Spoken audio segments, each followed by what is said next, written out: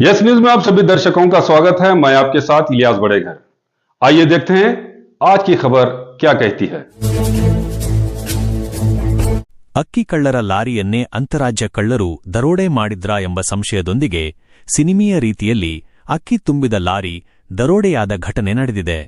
Lorry ಕಳ್ಳತನವಾಗಿದ್ದರೂ ದೂರು ನೀಡಲು ಮಾಲೀಕ ಮುಂದೆ ಬಾರದ ಹಿನ್ನೆಲೆಯಲ್ಲಿ ಇದು ಪಡಿತರ ಅಕ್ಕಿ ಕಳ್ಳ ಸಾಗಾಣಿಕೆಯಾಗಿತ್ತಾ ಅಥವಾ ಲೀಗಲ್ ಆಗಿತ್ತಾ ಎಂಬ ಹತ್ತಾರು ಅನುಮಾನಗಳು ಹುಟ್ಟಿಕೊಂಡಿವೆ.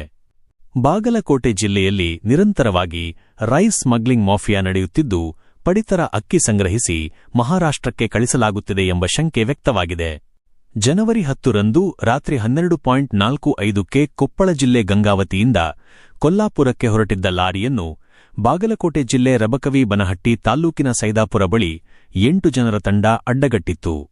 ವಿಜಯಪುರದಿಂದ ಸ್ಕಾರ್ಪಿಯೋ ಮತ್ತು ಇನ್ನೋವಾ ಕಾರಿನಲ್ಲಿ ಬಂದಿದ್ದ ಈ ಗ್ಯಾಂಗ್ ಲಾರಿ ಚಾಲಕ ಬಾಬಾಸಾಬ ರಾಮದುರ್ಗ ಅವರನ್ನು ಥಳಿಸಿ ಕಣ್ಣಿಗೆ ಬಟ್ಟೆ ಕಟ್ಟಿ ಕಿಡ್ನಾಪ್ ಮಾಡಿ ಲಾರಿ ದರೋಡೆ ಮಾಡಿದ್ದರು. ನಂತರ ಲಾರಿಯಲ್ಲಿದ್ದ 6,12,500 ರೂಪಾಯಿ ಮೌಲ್ಯದ 25 ಟನ್ ಅಕ್ಕಿಯನ್ನು ಬೆಳಗಾವಿ ಜಿಲ್ಲೆಯ ಕಾಗವಾಡದಲ್ಲಿ ಮಾರಾಟ ಮಾಡಿ ಹಣದೊಂದಿಗೆ ಪರಾರಿಯಾಗಿದ್ದರು. ಸದ್ಯ ಚಾಲಕನ ದೂರಿನ ಮೇರೆಗೆ ಕಾರ್ಯಾಚರಣೆ ನಡೆಸಿದ ಪೊಲೀಸರು ಇನ್ಸ್ಟಾಗ್ರಾಂ ವಾಯ್ಸ್ ಕಾಲ್, ಐಡಿಪಿಆರ್ ಹಾಗೂ ಇಂಟರ್ನೆಟ್ ಆಪರೇಟ್ ಸ್ಥಳ ಗುರುತಿಸಿ 8 ಜನ ಅಂತರರಾಜ್ಯ ದರೋಡೆಕೋರರನ್ನು ಬಂಧಿಸಿದ್ದಾರೆ. ಬಂಧಿತರಿಂದ 3,90,000 ನಗದು, ಕೃತ್ಯಕ್ಕೆ ಬಳಸಿದ ವಾಹನಗಳು ಹಾಗೂ MH09UC 8190 ನಂಬರಿನ ಲಾರಿಯನ್ನು ಜಪ್ತಿ ಮಾಡಲಾಗಿದೆ. ಬಂಧಿತ ಆರೋಪಿಗಳಾದ ವಿಜಯಪುರ ಮೂಲದ ಜಾಕೀರ್ ಮಕಾಂದಾರ್, ಸಚಿನ್ ನಾಯ್ಕೊಡಿ, ಅರ್ಪಾತ್ ತಾಳಿಕೋಟಿ, ಫಯಾಜ್ ಮಕಾಂದಾರ್ ಹಾಗೂ ಜಮಖಂಡಿ ಮೂಲದ ಸಂಜು ಕಡಕೋಳ, ವಿಶ್ವನಾಥ ಲಗಳಿ, ಸಂತೋಷ ಕಾಂಬಳೆ ಮತ್ತು ಸಂಗಮೇಶ್ ಕಾಂಬಳೆ ಅವರನ್ನು ಸೆರೆಹಿಡಿಯಲಾಗಿದೆ ಎಂದು ಬಾಗಲಕೋಟೆ ಎಸ್ಪಿ ಸಿದ್ಧಾರ್ಥ್ ಗೋಯಲ್ ಮಾಹಿತಿ ನೀಡಿದ್ದಾರೆ.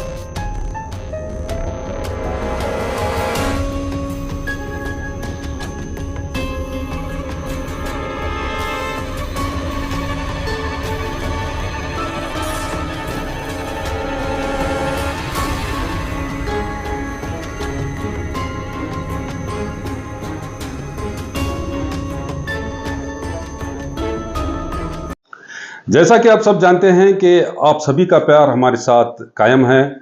इसी तरह से हमारे इस चैनल को प्यार करते रहिए और हमारी सारी खबरों को लाइक, शेयर और सब्सक्राइब करना ना भूलिए।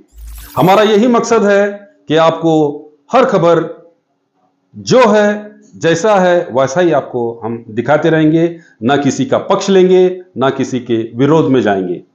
हमारे कदम सच के साथ।